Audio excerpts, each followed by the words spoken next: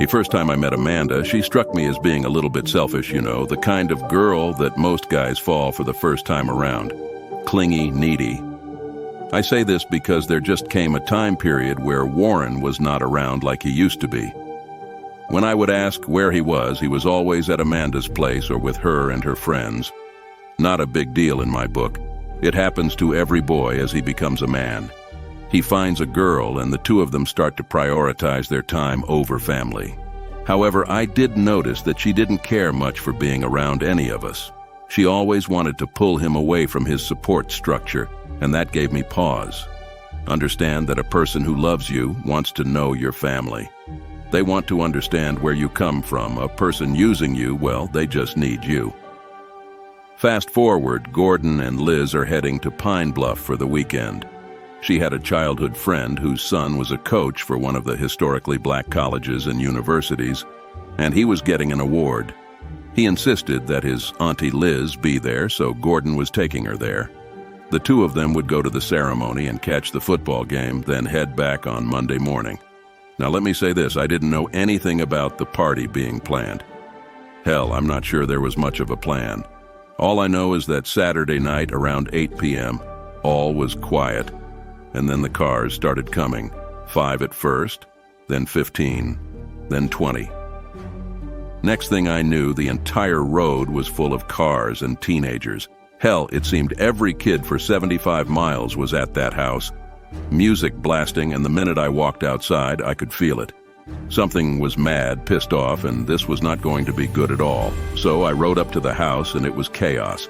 Kids all over the front yard, parked on the lawn, drinking and acting a fool. I had never seen any of these kids in my life. I worked my way inside and Warren was nowhere to be found, but that little heifer of a girlfriend of his, Amanda, was right there in the living room. I asked her where Warren was and she said he was feeling sick and went to the bathroom. I went to the bathroom and found him vomiting in the toilet. I said to Warren, "You know these kids can't be here, what are you doing?" He looked up and said, "It's cool. As long as no one goes in the back, they will be fine." We explained that to them. I told him, "Clean yourself up and get out here and get rid of these kids before something bad happens, son. And do it now." This look came over his face, that look your kid gets when they know they've messed it up. And he said, "Why can't I just be normal? Have some friends over, it's not fair." Looking at him, I understood I really did, but hell, life is not fair. I told him as much. That life is not fair and you can't run from things by trying to be like everyone else. As the two of us were going back and forth, I heard Amanda saying, "Oh my God, look how much space is back here." And I knew in that moment that she was going out on the backside of the house. I grabbed Warren and we headed out the door, only to discover kids piling out the back door and into the open field. Listen, I didn't know what would happen, but I knew it would be something terrible. We stepped outside and told the kids they needed to go back into the house, but they wouldn't listen. Kids being kids, it took about 30 minutes before we could corral them and get them back into the house and then out the front door. This party wasn't going to stop, so I called the law.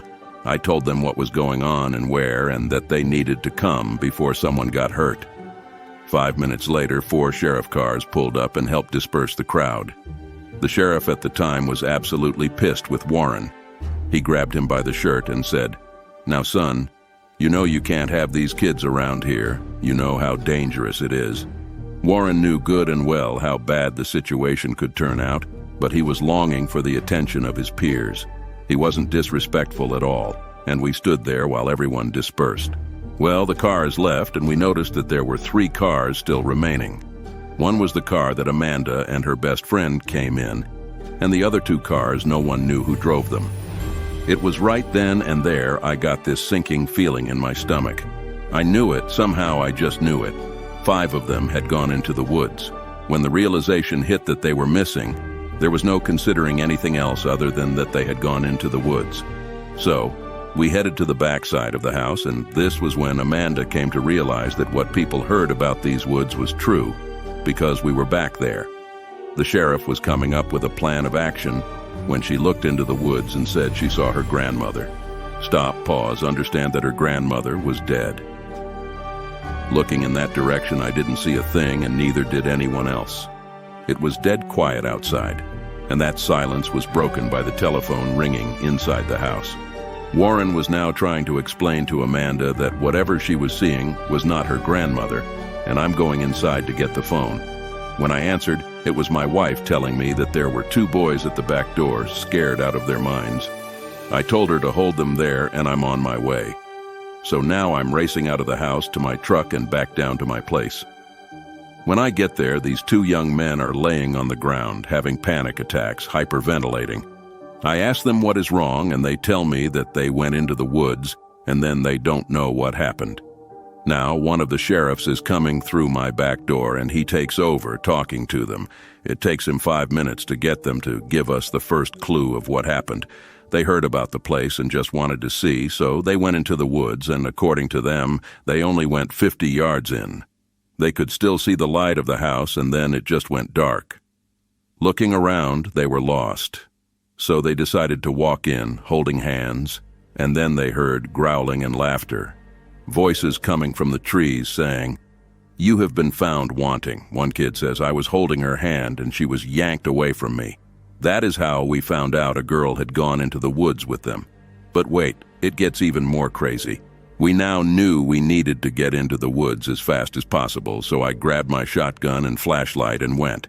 The sheriff circled back and regrouped with everyone else, and they went in from Liz's house. Now I'm alone, walking. The further I get away from the house, the worse the feeling gets, like I'm working my way into enemy territory. And that's when I hear, "Is someone there?" It's a male voice. Shining my light, it's this kid up in a tree, way up in a tree. I say, "Son, get down, we have to go right now." He just shakes his head no and points. I shine the light in the direction he is pointing, and standing there less than 50 feet away is this freaking wolf standing on its hind legs, massive shoulders, and it's looking at me with this look of anger on its face like I just caused it a problem. "You are not taking these kids," I say. "Do you hear me?" It looks up at the kid and then back at me, and now I have the shotgun pointed at it. It looks at the gun and grins like, "What is that going to do to me?" And this fear starts to hit me. When I say it hit me, it's like I get punched in the chest with fear, and it's trying to drill its way into my body. I know this is going to sound crazy, but it was like it projected that fear right at my heart. In that moment, I knew it. I felt it, and I refused to be afraid. Now, refusal to be afraid and feeling fear are 2 different things. There was a reason to feel fear. It was dark, this is a monster. But being made afraid was a choice, and I knew that. So I looked at it and said, "You have until I count to 3 to leave and find those other kids and bring them back to this spot, or I will empty every bullet in this gun and call for every angel in heaven to chase after you and give you no rest ever." That grin stops, and it has this serious look, like it's contemplating what to do, and then it takes 1 step and I hear it running off. What was crazy about the situation was it seemed brighter out when it was gone, like its presence was blocking out the light itself. Looking back up to the tree, the boy was climbing down. When I asked him about his friends, he said, "Everyone separated, 1 was taken." So, I worked my way back to the house with him, and then went back into the woods again. This time, it felt different. It felt like that darkness, that enemy territory was no longer there. So I pressed further and further, searching, looking. Stop and listen to what I'm about to say to you next. I'm positive no one has ever shared this with you. As I walked along, I heard that voice saying in my head, "She is in the earth. She is in the earth." I had no clue what that meant at the time, never heard anything like it, but off in the distance I see flashlights, and it's the sheriff. Warren is with them, and he has this look of guilt on his face.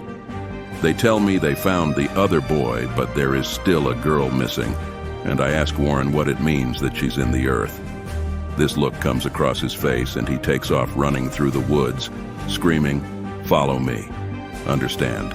Now it's just me and Warren running at full speed.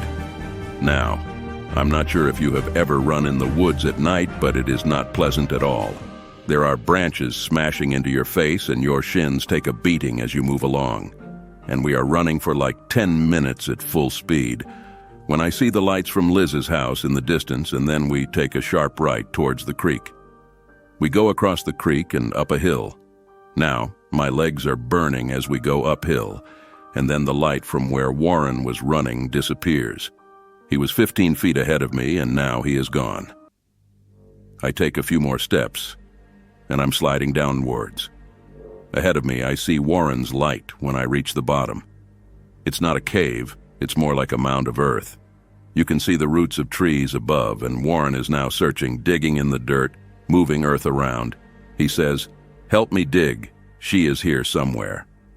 So now I'm on my hands and knees, digging, looking, searching, when he says, "I got her." Sure enough, I shine the light, and he is pulling this girl from the soil. She is bare-chested and has dirt all in her face, ease, hair, and she is barely breathing. We then have to drag her back out of this hole, a process that seemed like it took forever. The air was rank and had the stench of death. When we finally get her outside, it was like the open air revived her, because she looks at us with eyes wide as baseballs and starts to scramble away, stands up, and takes off running and screaming. Warren has to literally tackle this girl to stop her from running back into the woods, and she is fighting for her life, kicking, punching, biting him. You can tell that this girl had been through it. He is holding her down, and I shine the light on my face and say, "Hey, we are trying to help you." Only then did she stop, and it was like instantly there was this emotional dump. She starts to cry and scream. Then she realizes she is bare-chested and starts to cover herself. I take off my shirt and give it to her, and we walk her back to Liz's house. It took days for the girl to talk.